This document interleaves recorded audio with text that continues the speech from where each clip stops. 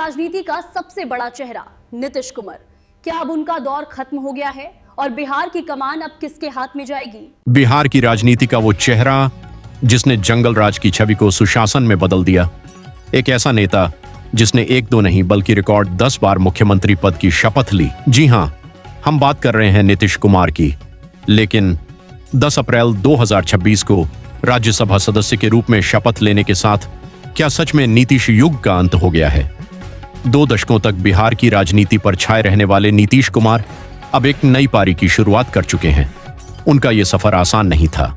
साल 2000 पहली बार मुख्यमंत्री बने, लेकिन बहुमत न होने के कारण सिर्फ 7 दिनों में इस्तीफा देना पड़ा। इसके बाद शुरू हुआ असली बदलाव।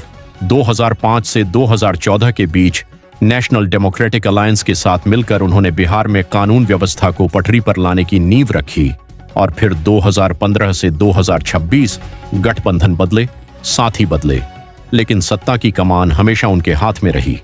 यही वजह है कि उन्हें भारतीय राजनीति का सबसे बड़ा मास्टर प्लेयर कहा जाता है। लेकिन सवाल यह है, आखिर नीतीश कुमार को विकास पुरुष क्यों कहा जाता है? इसके पीछे हैं उनके बड़े फैसले। स्पीडी ट्रायल के जरिए अपराधियों में कानून का खौफ पैदा किया गया।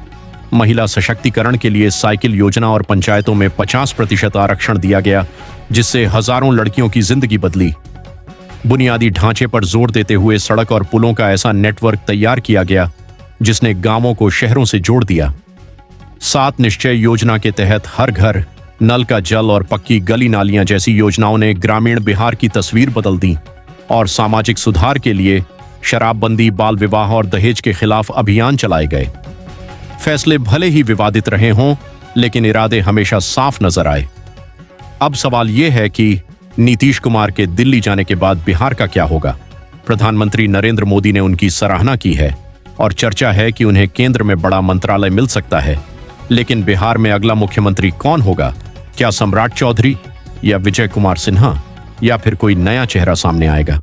और सबसे बड़ा सवाल, क्या नेशनल डेमोक्रेटिक अलायंस उनके बिना भी उतनी ही मजबूत रह पाएगी? एक इंजीनियर से विकास पुरुष बनने तक नीतीश कुमार का सफर सिर्फ एक राजनीतिक कहानी नहीं, बल्कि एक पूरे राज्य के बदलाव की कहानी है।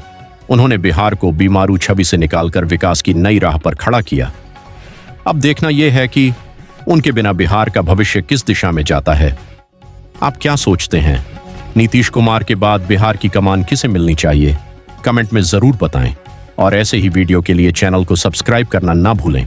एक युग का अंत, नीतीश कुमार का सफर खत्म नहीं, बस एक नई शुरुआत है। अब देखना यह है बिहार की कमान किस दिशा में जाती है।